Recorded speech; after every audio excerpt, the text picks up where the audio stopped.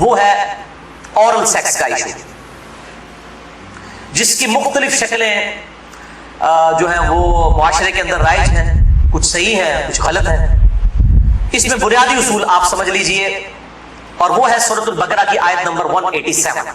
اعوذ باللہ من الشیطان الرجیم، بسم اللہ الرحمن الرحیم۔ احل لکم لیلۃ الصیام الرفث الی نسائکم، حلال کر دیا ہے اللہ نے رمضان کی راتوں میں بھی تمہارا اپنی بیویوں کے ساتھ ازدواجی تعلق قائم کرنا۔ ہن لباس لکم، تمہاری بیویاں تمہارا لباس ہیں، وانتم لباس لہن، اور تم اپنی بیویوں کا لباس۔ اب یہ لباس میں نے جو پہنا ہوا ہے، اس لباس اور میرے جسم کا کوئی پردہ نہیں ہے، میاں بیوی کا آپس میں کوئی پردہ نہیں ہے، کیونکہ ایک دوسرے کا لباس ہے، ایک دوسرے کی عفت اور عصمت کی حفاظت کا ذریعہ بھی ہے، ایک وہ معنی بھی ہے، اور دوسرا اس حوالے سے پریکٹیکلی بھی وہ لباس ہے کہ میاں بیوی کا آپس میں کسی بھی چیز کا کوئی پردہ نہیں ہے۔ کسی حدیث کے اندر کوئی اس طرح کی چیز رپورٹ نہیں ہوئی۔ اس حوالے سے ایک مردود اور منقطع روایت پیش کی جاتی ہے، اور اس تابعی کا سما جو ہے وہ سیدہ عائشہ رضی اللہ تعالیٰ عنہا سے ثابت ہی نہیں ہے۔ سنن ابن ماجہ میں حدیث ہے 1922، مشکات میں 3123 ہے، لیکن مردود روایت ہے، منقطع ہے، کہ اما عائشہ رضی اللہ تعالیٰ عنہ کا بیان ہے کہ میں نے نبی صلی اللہ علیہ وسلم کی شرمگاہ کبھی نہیں دیکھی، لیکن یہ روایت ہی ضعیف ہے، جس کی بنیاد کے اوپر لوگوں نے اورل سیکس کے حوالے سے عجیب و غریب فتوے دیے اور کہا کہ جی میاں بیوی ایک دوسرے کی شرمگاہ کو نہیں دیکھ سکتے، یعنی وہ کہتے دیکھ ہی نہیں سکتے، اگلی بات تو آپ چھوڑ ہی دیں۔ تو یہ حدیث ہی بالکل جو ہے وہ منقطع ہے اور مردود روایت ہے، جس کی بنیاد پہ یہ پورے کا پورا ایک اسکول آف تھاٹ کھڑا کیا ہوا ہے۔ بھائیو، اسلام میں ایز سچ اورل سیکس کی کوئی ممانعت نہیں آئی، سوائے وہ قوم لوط والا جو اینل سیکس ہے اس کو ضرور ایڈریس کیا گیا۔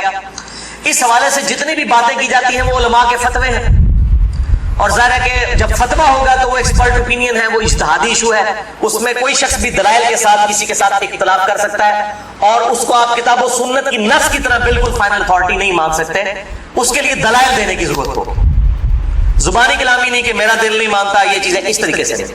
بہرحال اورل سیکس کے حوالے سے میڈیکل ایشو ضرور ریزالو کرنا چاہیے، کیونکہ اس قرآن حکیم نے ہمیں دو ہی علوم بتائے ہیں، ایک ریویلڈ نالج جو وحی کا علم ہے، اور دوسرا acquired knowledge, the knowledge obtained through observations and experiments، science کا علم۔ ان دو میں سے اگر ایک علم بھی یہ چیز ویریفائی کر دے کہ اس طرح کا ایکٹ جو ہے صحت کے لیے نقصان دہ ہے، تو پھر اس کی اسلام میں اجازت نہیں ہوگی۔ مثال کے طور پر یہ جو یورینیم ہے، اگر آپ اس کو نیکڈ ہاتھ لگائیں گے تو سکن کینسر اس کی وجہ سے ہو سکتا ہے، یہ قرآن و حدیث میں نہیں موجود لیکن سائنٹیفکلی پروف ہے، تو یہ اس کو پھر اس طریقے سے پریکٹس کیا جائے گا اور بچا جائے گا۔ اس حوالے سے میں نے گفتگو بھی کر دی ہے، مسئلہ نمبر 39، علم وحی اور علم سائنس کی اہمیت اور ان کا دائرہ کار، اہل سنت پاک.com پہ۔ بہرحال میں نے اشارتاً اب گفتگو کر دی ہے، عقل مند کے لیے اشارہ کافی ہے، اس میں مزید ڈیٹیل میں جانے کی ضرورت نہیں ہے۔ البتہ آخر میں سیکس کے اعتبار سے دو بڑے کریٹیکل ایشوز ہیں، ان کو ایڈریس کر دوں۔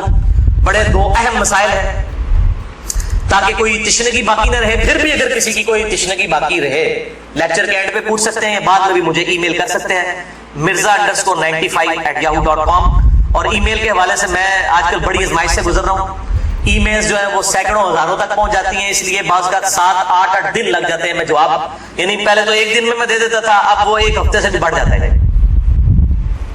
یہ تو ابھی شکر ہے جو اہل سنت پاک.com پہ آتی ہیں وہ ہمارے فرحان بھائی جواب دیتے رہتے ہیں، ورنہ وہ بھی دینی پڑے، اور واٹس ایپ کا جو علاقہ سے معاملہ میں نے تو وہ مصیبت پالی نہیں ہوئی ہے، کیونکہ میں اس کو مینج کر نہیں سکتا۔ تو یہ آخر میں دو اہم ترین مسائل میں نے بیان کرنے تھے اسی سیکس ڈسپلن کے پوائنٹ آف ویو سے۔ پہلا مسئلہ ہے وہ ہے بڑی عمر کی رضاعت کا مسئلہ، یعنی اگر میں کھل کے بیان کروں کہ اگر کوئی مرد اپنی بیوی کے پستان سے دودھ پی لے تو کیا اس سے رضاعت ثابت ہوگی، کیا نکاح ٹوٹ جائے گا، کیا اس طرح کا کوئی معاملہ ہو جائے گا؟ کیونکہ امام ابن تیمیہ نے اس قسم کا فتویٰ دیا اور وہ آج تک جو ہے وہ اہل حدیث کے گلے میں فٹ ہوا ہے، سارے تو نہیں، مطلب جو اہل علم ہے وہ تو سمجھتے ہیں کہ فضول فتویٰ تھا، ان کے نزدیک تو اس طریقے سے رضاعت ثابت ہو جائے گی اور نکاح بھی ٹوٹ جائے گا۔ تو میں اس کو ایڈریس کرتا ہوں۔ صحیح بخاری اور صحیح مسلم کی متفق علیہ حدیث ہے، بخاری میں 5099 مسلم میں 3568 3568 اور مشکات میں بھی ہے انٹرنیشنل نمبر کے مطابق 3161 کہ آپ صلی اللہ علیہ وسلم نے ارشاد فرمایا کہ جو رشتے دودھ دودھ کی وجہ سے جو رشتے جو ہے وہ نسب کی وجہ سے حرام ہوتے ہیں، وہی رشتے دودھ پینے کی وجہ سے بھی حرام ہو جاتے ہیں. یعنی اگر دو مختلف ماں باپ والے بچوں نے کسی ایک کامن عورت کا دودھ پی لیا ہے تو اس عورت کی جو اولاد ہے وہ ان کے بہن بھائی بن جائیں گے دودھ کے رشتے کی وجہ سے.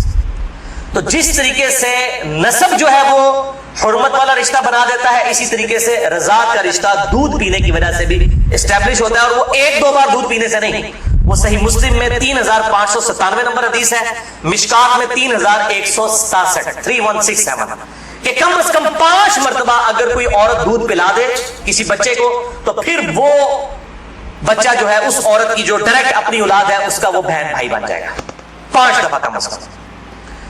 تو وہ محرمات ابدیہ میں داخل ہو جائے گا جن کا ذکر سورۃ النساء کی آیت نمبر 23 چوتھے پارے کی آخری آیت ہے سورۃ النساء آیت نمبر 23 میں ہمیشہ کے لیے جو حرمت والے رشتے ہیں، یعنی ماں باپ کے ساتھ، اس طریقے سے دادی دادا، اس طریقے سے چچا تایا ماموں، یہ سارے رشتے جو حرمت والے ہیں وہ اسی ایک آیت کے اندر بیان ہوئے ہیں سورۃ النساء آیت نمبر 23. بھائیو اس حوالے سے جو احادیث کچھ پیش کی جاتی ہیں کہ اگر کوئی عورت پیالے میں اپنا دودھ نکال کے کسی مرد کو پلا دے تو وہ اس کے ساتھ حرمت والا رشتہ اس کا اس طریقے سے بن جائے گا، تو وہ اس کے لیے محرم ہو جائے گی. تو وہ احادیث منسوخ ہیں اور ان کی ناسخ حدیث صحیح بخاری اور صحیح مسلم دونوں میں موجود ہے. اب امام ابن تیمیہ ان حدیثوں کے اوپر عمل کر کے انہوں نے فتویٰ دے دیا کہ اگر کوئی مرد اپنی بیوی کا دودھ پی لے تو نکاح بھی ٹوٹ گیا، ہمیشہ کے لیے وہ حرام ہو گئی. اور یہ سارا معاملہ حالانکہ یہ حدیث موجود ہے بخاری اور مسلم دونوں میں. صحیح بخاری میں انٹرنیشنل نمبر کے مطابق 5102، صحیح مسلم میں 3606 اور مشکات میں 3168 3168 کہ نبی صلی اللہ علیہ وسلم نے ارشاد فرمایا الرضاعۃ من المجاعہ کہ جو رضاعت کا رشتہ ہے یہ بھوک کی عمر تک ہے. جب بچہ بھوک کی عمر میں دودھ مانگتا ہے، یعنی زبان سے نہیں وہ مانگ سکتا، بھوک کی عمر تک رضاعت کا رشتہ رہتا ہے. اور وہ قرآن حکیم میں 2 سال بتائی گئی ہے دودھ چھڑانے کی عمر. تو آپ صلی اللہ علیہ وسلم نے کلیئر کٹ فرما دیا کہ جو دودھ چھڑانے کی عمر ہے اس دوران اگر کوئی بچہ دودھ پی لے، اور وہ بھی صحیح مسلم کی حدیث کے تحت 5 مرتبہ، تو تب رضاعت کا رشتہ، دودھ کا رشتہ اسٹیبلش ہوگا، ورنہ نہیں ہوگا. تو آپ جو بڑا مطلب تو 2 سال کا تو نہیں ہے. تو اس میں ظاہر ہے کہ بالکل امپلائڈ ہے کہ اگر کوئی اس طرح کا معاملہ کر لیتا ہے تو نہ رضاعت قائم ہوگی اور نہ میاں بیوی کا آپس میں کوئی نکاح ٹوٹنے والا معاملہ ہوگا. دوسرا اہم مسئلہ آج کا آخری وہ ہے میرے بھائیوں عزل کا ایشو، یا ماڈرن لینگویج میں کنڈوم کا استعمال. عزل عربی میں کہتے ہیں الگ ہو جانے کو، یعنی جب میاں بیوی ازدواجی تعلق قائم کریں ڈسچارج کے وقت وہ الگ ہو جائیں، اس کو کہتے ہیں عزل. اور اسی کی ماڈرن فارم جو ہے وہ کنڈوم ہے. فیملی پلاننگ کے پوائنٹ آف ویو سے بھی استعمال کرتے ہیں. اس میں کوئی شک نہیں ہے کہ مفلسی کے ڈر سے فیملی پلاننگ کرنا اسلام میں قرآن حکیم کی آیات کی روشنی میں اس کی کوئی گنجائش موجود نہیں ہے، قطعاً حرام. لیکن اگر عورت کی صحت کا ایشو ہو یا اولاد کی تربیت کے پوائنٹ آف ویو سے کسی کے لیے کوئی ریسٹرکشن ہو، وہ معاملہ الگ ہے، اس کے اوپر وہ والا فتویٰ نہیں لگے گا. اور اس کے ثبوت میں 3 حدیثیں پیش کروں گا، تینوں صحیح بخاری اور صحیح مسلم سے. لیکن اس میں یاد رکھیں کہ جو لوگ اس حوالے سے مرد اپنی نس بندی کروا لیتے ہیں، یعنی سیکچولی ڈسیبل ہو جاتے ہیں ہمیشہ کے لیے، جان بوجھ کے میڈیکلی کروا لیتے ہیں، یا عورتیں اپنی یوٹرس نکلوا دیتی ہیں، اگر کوئی بیماری یا کینسر والا ایشو نہ ہو وہ الگ بات ہے کہ جی تاکہ جی ہمیشہ کے لیے معاملہ اسٹیبلش ہو جائے گی، قطعاً حرام ہے اور بدعت کبریٰ ہے. یہ اللہ کی شریعت کو بدلنا ہے، اللہ کی تخلیق کو بدلنا ہے. سورۃ النساء نمبر 119 کے تحت یہ قطعاً حرام اور شیطانی فعل ہے. کوئی مرد جو ہے اپنے آپ کو خصی کروا لے یا کوئی عورت اپنی یوٹرس اور ہم جو ہے وہ حمل کا جو ذریعہ ہے اس کا رحم اس کو نکلوا دے.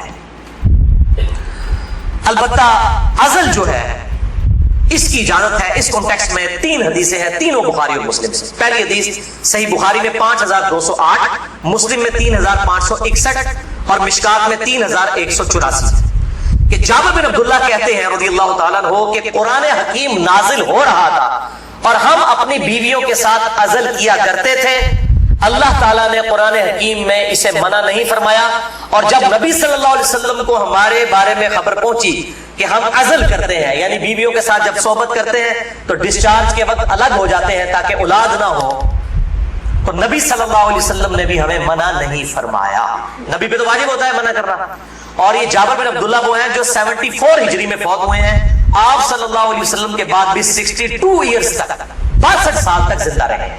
اور بخاری اور مسلم کی کئی احادیث کے راوی ہیں. اور 7 سب سے زیادہ 7 احادیث روایت کرنے والے صحابہ میں سے یہ ایک ہے جابر بن عبداللہ انصاری رضی اللہ تعالی عنہ وعلیہ السلام. تو وہ کلیئر کٹ کہہ رہے ہیں نہ قرآن میں اس کی حرمت آئی، نہ نبی صلی اللہ علیہ وسلم نے ہمیں عزل کرنے سے منع کیا.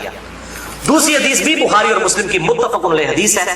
بخاری میں 4138، مسلم میں 3544، مشکات میں بھی موجود ہے 3186. کہ صحابہ کہتے ہیں کہ ہم اپنی لونڈیوں کے ساتھ صحبت کیا کرتے تھے اور پھر ہم عزل کر لیا کرتے تھے.